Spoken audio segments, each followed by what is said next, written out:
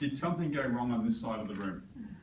I've just walked in and I apologise for being late since everyone's gone over here, which leads me to the conclusion that Vanessa has done something wrong, or you guys are so lazy that you actually can't walk the extra few steps over. We'll take it that they're lazy, Vanessa.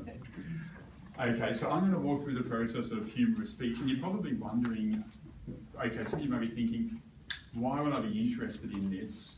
I'm not going to enter the contest. I mean, shame on you for not entering the contest, but you may not be thinking of entering the contest. Why is it useful? The truth of the matter is, humour is something that can be added to almost any speaking occasion. Don't try and add it too much in funerals. I can assure you, having attempted this before as part of a eulogy, but almost every other scenario, somewhere where, even with a serious business meeting, like a light line somewhere in it can really make a huge difference to people. And we're all humans underneath. Even when we're acting stuffy in corporate, people like to have things that break a bit of the monotony. So this is not directed to make you a great stand-up comic. Fantastic if you can. This is to give you an idea of how we can go about constructing a humorous speech, and so you might pull little bits and pieces out of it. I'm going to walk through an actual speech here that can be developed. I'm going to walk through what I consider to be the 4 big steps of developing a humorous speech. It's a guide based on my knowledge, and to be honest, a few websites that I read every now and then, so like pilfering other people's ideas. That's what the internet's for, right? Sharing. The probably most important thing I'm going to start off with is a little bit of a tidbit, and I've already done it starting up, is start off with something mildly funny. As soon as you can, try and get a little laugh from the audience. It might be as stupid as coming out here and wondering, why is one side of the room not filled up or the other one? The reason being is actually, well, 2 reasons. One, an audience that's actually laughing, even just slightly, has to be agreeing with you. It's impossible psychologically to dislike someone that you're laughing at. Nearly Donald Trump may be an exception, but it makes people more receptive. Secondly, laughter breeds more laughter. If you ever look at a comedian doing some work on stage or on TV, they start off with quick-fire jokes, just small stuff. They come up and, hi, the other day 2 men walked into a bar, the other one said, the first one felt sore, but the other one should have seen it coming, or some silly joke like that. They save their big stuff to later, but if you laugh a little bit, you're more likely to laugh at the next joke, then the next one, and the laughing audience is helpful. A laughing audience finds things incredibly funny. A drunken audience is the best. A laughing and drunken one is perfect, but you're not going to get drunk during the competition, so probably not. Okay, so the first step, I'm going to put this in pure dot form. The first step is you need to pick a topic. Now, this can absolutely make people struggle a ton. I know doing speeches, right, the hardest part is getting over your procrastination, deciding what you're going to speak on. The great thing here is you don't need to be funny with your topic. I actually recommend picking something really generic that annoys you a little bit. So, traffic. Everyone gets stuck in traffic from time to time. My favourite one I'm going to use this example here is the supermarket. But it could be a trip into work. The piece of advice I'll give though, make it something that everyone relates to. You don't want it to be something that you have to explain to them. It should be something that they all understand and can have a bit of a laugh at because they're familiar with it. So using my example here, I'm going to talk about going to the supermarket. And the supermarket's great because everyone goes to a supermarket. No one enjoys going to a supermarket. It's not where you go out for your fancy shopping trips. And at the supermarket, you either get out without thinking about it or stuff just goes wrong. Right? There's no happiness. So pain points are really, really funny. And supermarkets deliver those, as do traffic jams, and occasionally Toastmasters meetings when you're talking about table topics. So let's pick our supermarket analogy. We're looking for the pain point. And this is where you can go a few different ways. Why do supermarkets suck? Well, first one, they're really big. You know, you find yourself hunting all over the place, you end up spending too much money, there's annoying other people in them. Each one of those is an individual pain point that you can use for a speech and make fun of. So, if I was to say, well, okay, supermarket. Oh, I just went to my local Coles and it's really big and I got lost and I ended up spending too much money. We can refine that down a little bit. The techniques you use for that is you're now trying to find an angle. So you pick the part that annoys you, that's kind of humorous, and you find a way to make that really, really silly. Way of doing that? Well, one of my favourites, you just take it to the extreme. It's no longer a supermarket that you're trying to find your way out of. This is a maximum security lockdown prison. The checkouts are like the front gates. You can't get through them. Half of them are chained up. You feel like you've been in there for years. You're marking off, you know, number of years spent serving time on the milk carton or something like that. But you take it to an absolute extreme. Your little pain point is that it takes time out of your day. The thing that takes most time, well, going to prison for 20 years. So start doing the comparisons between the two. Now, you don't need to go come up with all the comparisons just yet, but just realise taking it to an extreme is one really, really good way of making a fairly bland pain point quite funny. Another one is you can go the unexpected route. The best example I've seen of this was done by a comedian. I didn't see this coming at all. And his speech, and I'm going to try and paraphrase it, but he was up against the nursery crib in the hospital, and there's a baby inside, and he was saying, "Baby, I love you. You've changed my life. But I'm really not going to do that much to support you." What's going on here? And then he turns around and goes, "Yeah, you're not going to ruin my life." Oh, it's a complete play on the normal speech that, "Oh, I'm going to do everything for you."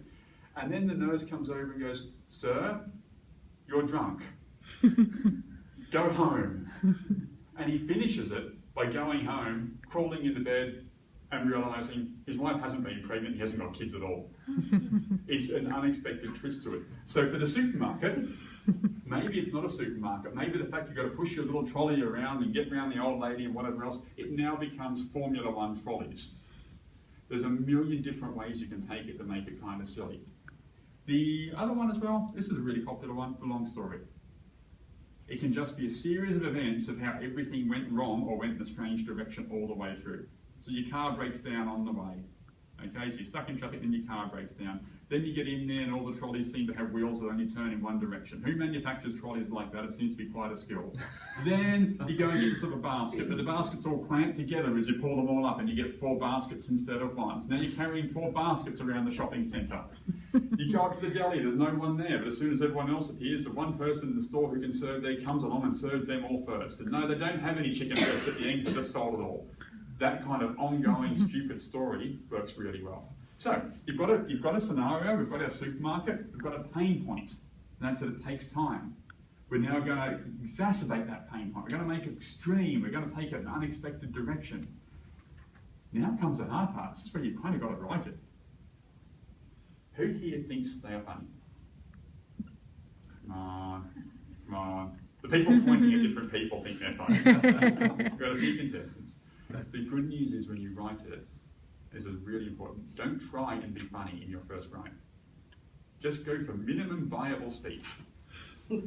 Write it out so that you can at least say it, so you've got a bit of an intro and you can walk through your story, you know the main plot points, and go through that a couple of times.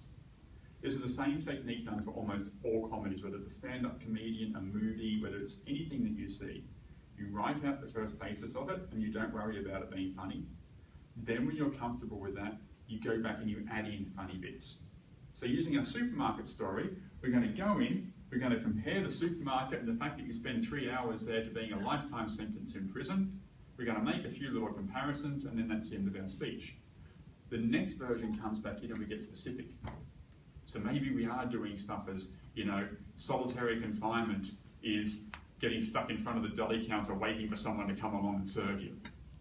Maybe getting out for quick behaviour is when you use the self-service checkout. For good behaviour is when you use the self-service checkout rather than waiting for the one checkout that those places now only have open. Ever noticed that after the last couple of years? It used to be 10 checkouts, now it's 1 and you have to go do it yourself. Yeah, and it doesn't get any faster. Yeah. Maybe that's a part that you can plan. And you start adding in the funny bits bit by bit. And as you practice and rehearse it, you'll think of more funny bits. They'll change. Some parts are funny, some parts aren't. Some parts are funny only in your head, unfortunately. I've had so many jokes. I can see the 2 comedians down the back patting each other and saying, you're funny only in your head. But the point being, when it comes to writing it, don't be afraid. Don't get held up thinking, oh, well, I'm not funny enough. It's not supposed to be funny when you first write it. It's funny after you rewrite it and rewrite it and rewrite it and find more things. So, recapping, we've got ourselves a scenario, we've got ourselves a bit of a pain point, whether it's the traffic, whether it's a supermarket, whether it's coming to work, something that everyone knows about and everyone understands. You pick a pain point out of it that takes your fancy, I know it sounds odd to say that. You then go and take that particular pain point, you blow it up to a really big dimension, or you make a long story out of it, you start exaggerating all over the place. Once you've got that, you write your first draft. And at this point, as I said, don't be stressed it's not funny. Then you go back and you reiterate and you add in more funny things. You do funny comparisons. You make big stuff seem small and you make small stuff seem big. One of my favourite techniques, one of my favourite speeches is online, it's done about table topics. Now we all know table topics, it fits the mould, right? Everyone in Toastmasters knows it, so it ticks that box of being familiar. It's a pain point for absolutely everyone, even those who are really good at it. Face it, if public speaking is considered worse, a bigger fear than dying, then even worse than public speaking is coming in and having to do table topics. Which means if we run a table topics camp, I can actually get more people for a suicide camp because it was more popular than doing table topics. But this particular talk took a really good angle with it. The lady got up and she started talking about a brand new drug called table-toxafen. And when you take it, it makes you immune to all the effects of table topics. And people then stop stammering like this. And they think of things to say, and it takes it to takes it beyond the logical extent, which is it makes you go to table topics, and eventually it becomes a drug that means you can't ever shut up. And whenever someone asks you a question, you then feel the need to speak for at least 5 minutes impromptu because you've been part of table topics and you've also taken table toxafen. I'm paraphrasing, which is why you aren't laughing hilariously. Trust me, go on YouTube and take a look. It's a good speech, but it follows the same thing. The audience is familiar with it. It's a pain point they understand. You exaggerate the living daylights out of it, and you come back and you make it funny when you do the rewrites, not up front. So I've been given the big red light. While I'm here, are there any particular questions anyone has or concerns, or are you just looking to make sure I shut up really, really quickly? I'll take all of the above. You're going to. Are you competing in the next year? I am not. No. Which will make no difference because someone we're going through to the area contest, and for those who haven't been to a contest before, I'm really excited to see how everyone goes with it. And you'll also, the great thing about it, it's software. Everyone here laughs anyhow. Yep. So when is the humorous contest? Humorous contest, I believe, is on is it the 10th? 17th. It's the 17th, so it's tabletop. Table topics, table topics on the 10th. Yep. Cool. Thanks for your time, guys. Hope it was useful.